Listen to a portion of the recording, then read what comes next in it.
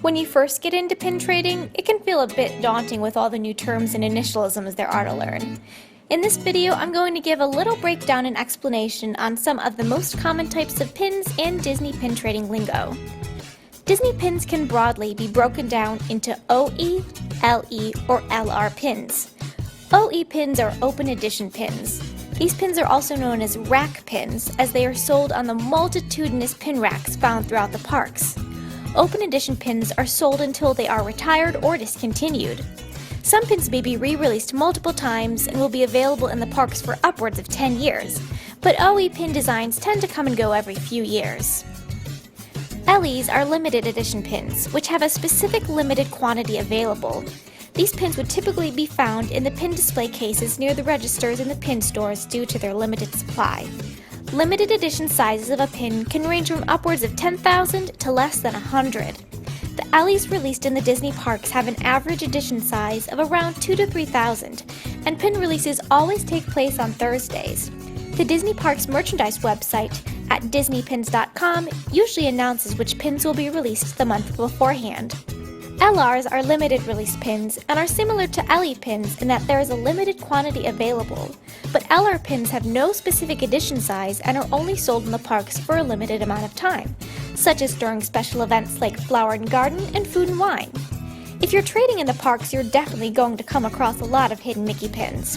Hidden Mickeys always contain a silver Mickey icon on them, and they can only be obtained by trading with cast members in the parks or from sealed Hidden Mickey mystery pouches. Older Hidden Mickey pins were called Cast Lanyard series, but they were switched to include the Mickey icons to make them easier to find. But just beware, Hidden Mickey pins are the most commonly faked pins. 90 to 95% of the pins on cast member lanyards and pin boards in the parks are fakes and scrappers. A fake pin is exactly what it sounds like, a counterfeit, unauthorized pin made from stolen or copied molds. Generally, fake pins are especially lacking in quality. Scrappers are pins that are produced in Disney authorized facilities, but they are factory seconds or error pins that were supposed to be scrapped or tossed out. 99% of the pin lots you find on eBay solely contain fake and scrapper pins, meaning they are unauthorized and you should not purchase these pin lots to trade in the parks. The best and most economical way to accumulate pins for trading includes booster packs, lanyard starter sets, mystery pouches, and mystery boxes. The price per each of these pins averaged to be less than the cheapest rack pin, which nowadays is about $8.99, so they're great to either keep for yourself or trade. Aside from the parks, there are other places that sell Disney pins. The Disney Studio Store Hollywood, DSSH, also referred to as the Ghirardelli Soda Fountain, formerly the Disney Soda Fountain, is located in Hollywood, California and sells extremely popular limited edition pins. These pins have an average LE size of 300, making them highly sought after by collectors.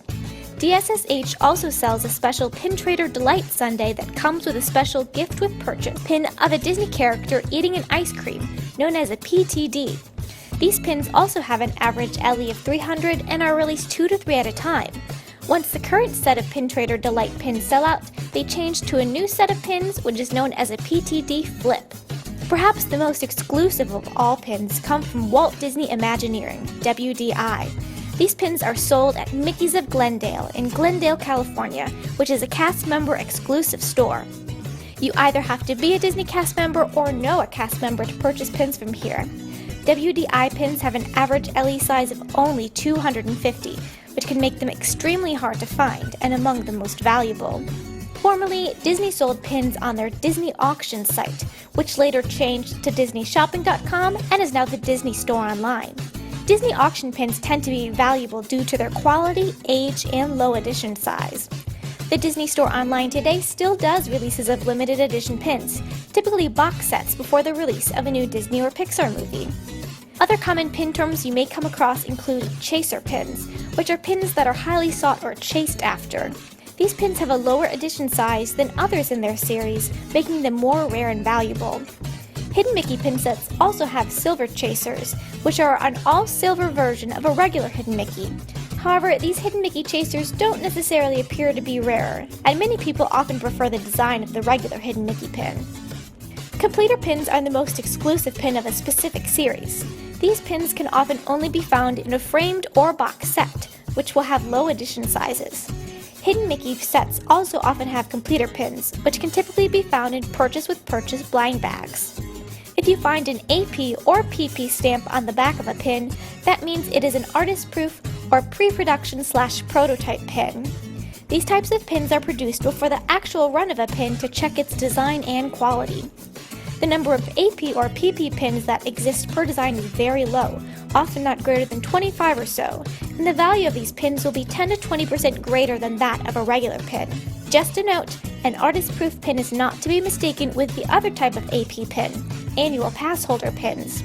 These pins are only available for purchase by annual pass holders and will read Annual Passholder Exclusive on the back. A pin may also say First Release on the back, which indicates that it was the first run that has been released in the parks. However, a first release typically does not increase the value of the pin. If you're trading online, some common initialisms and terms you may find include ISO, in search of, NSF or FS, not for sale or for sale, NFT or FT, not for trade or for trade, and Grail, which is a holy grail pin that is one of the ultimate ones that you're searching for. There's still so much more about Disney pins and pin trading that I could go on for hours about all the different terms and intricacies, but hopefully this serves as a helpful jump start into learning the lingo of the pin trading community. Happy pinning! I hope you enjoyed this video, and please do consider subscribing if you'd like to see more Disney and pin related content. And I hope you have a zippity-doo Disney day!